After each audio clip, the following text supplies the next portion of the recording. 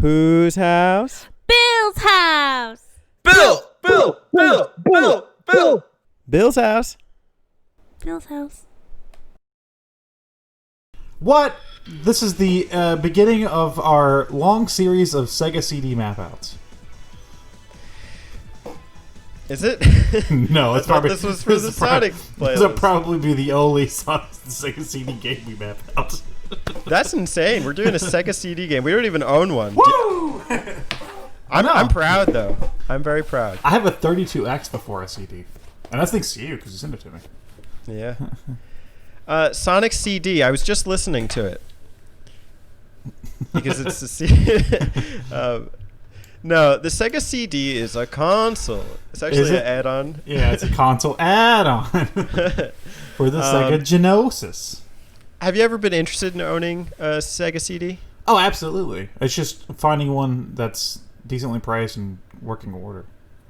Yeah, I'd be interested in owning one. But to be honest, I think Sonic CD is probably one of the major reasons to own one.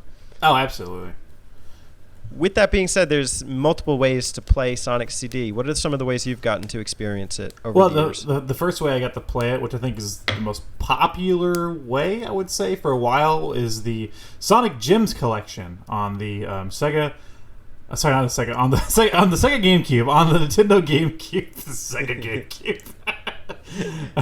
The Gems Collections one. They also did a PC port of this game prior to that. They, like around the same time as the CD release, and there was a 2011 mobile port that also got put onto Steam, PlayStation 3, and Xbox 360, which is the way we are playing it.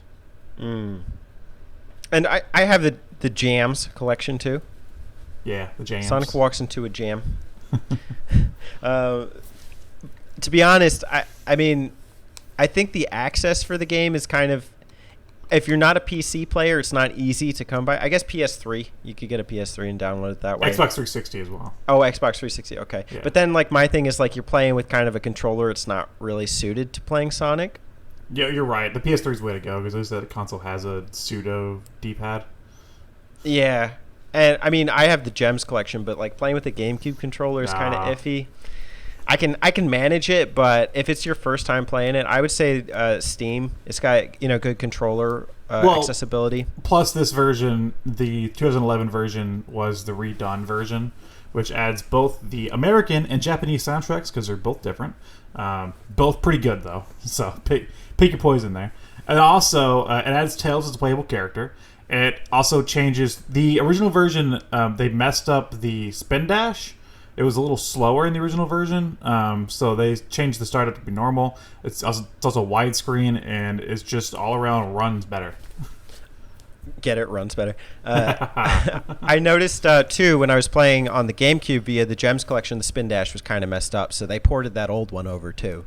Yeah, so the 2011 version fixed that, so the spin dash isn't as wonky.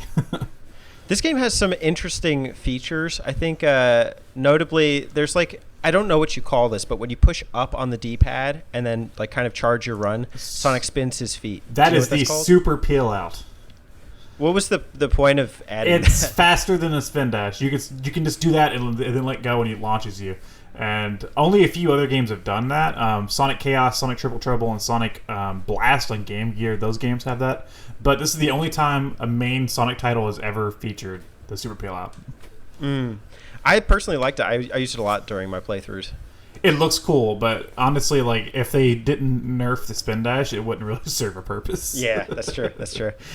Let's talk about just some of the oddities of this game. Aside from just accessibility, it's a bizarre game. What's your experience with Sonic CD? Like I said, the first time I ever played it was the Gems collection, and at this point, I had heard about it for years. Anytime anybody, say pre 2009, would talk about it online, it was always hailed as being the greatest Sonic game, the best Sonic game, And for me, it was oh, that must be true, because it's the one 2D Sonic game, outside of Knuckles Chaotix that I can't get my hands on, So finally, I did track down a copy of the Gems collection, and I played it that way, and going into it, like if you're going into the game thinking that it's already going to be the best Sonic game, it's sort of setting yourself up for failure.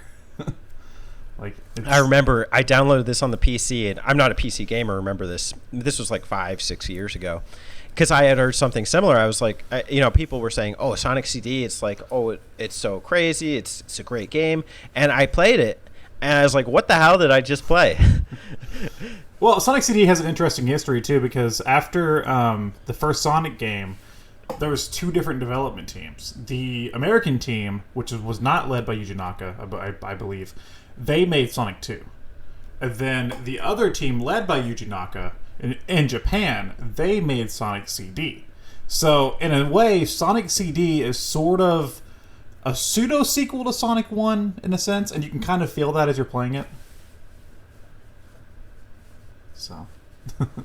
My thing about it is when I first played it, I didn't understand what the hell was up with all the signposts. Well, to explain the game's mechanics, we might have to explain the setup for the game. You think it's going to transition into that? I think that's important before we start mapping it out, because I think that's going to direct some of the conversation with stages. Yeah. Do you mind if I try take the lead on that one, and then you can correct me if I kind of get anything backwards? Yes, I'd be more than happy. Go ahead.